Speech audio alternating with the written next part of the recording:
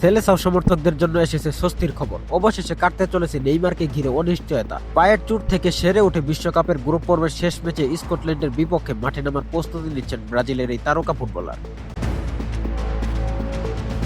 ব্রাজিলের coach Carlo Ancelotti জানিয়েছেন, আগামী সপ্তাহে শুরু থেকেই দলের সঙ্গে পূর্ণাঙ্গ অনুশীলনে ফিরবেন নেইমার। তার আগে ব্যক্তিগতভাবে ফিটনেস ট্রেনিং চালিয়ে যাবেন তিনি। সবকিছু ঠিক থাকলে গ্রুপ সি এর শেষ ম্যাচে গুরুত্বপূর্ণ ভূমিকা রাখতে দেখা যেতে পারে তাকে।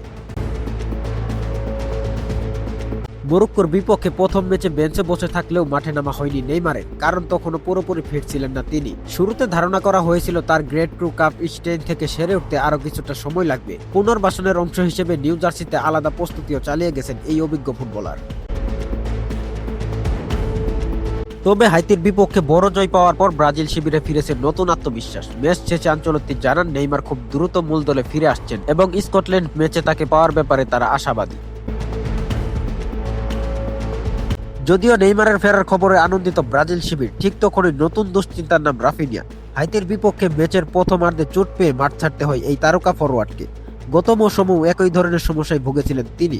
তার ইনজুরি কতটা গুরুতর সেটা নিশ্চিত হতে আরও পরীক্ষা নিরীক্ষা করা হবে বলে জানিয়েছেন কোচ। সব মিলিয়ে একদিকে নেইমারের সম্ভাব্য প্রত্যাবর্তন, অন্যদিকে রাফিনিয়ার ইনজুরি, দুই ভিন্ন আবে এখন ব্রাজিল দল। তবে মাঠের পারফরমেন্সে ইতিবাচক ধারায় ফিরতে শুরু করেছে সেলেসাওরা। মরক্কোর বিপক্ষে ড্রয়ের পর হাইতির বিপক্ষে দারুণ জয় তুলে নিয়ে নতুন করে শিরোপার স্বপ্ন দেখছে ব্রাজিল সমর্থকরা।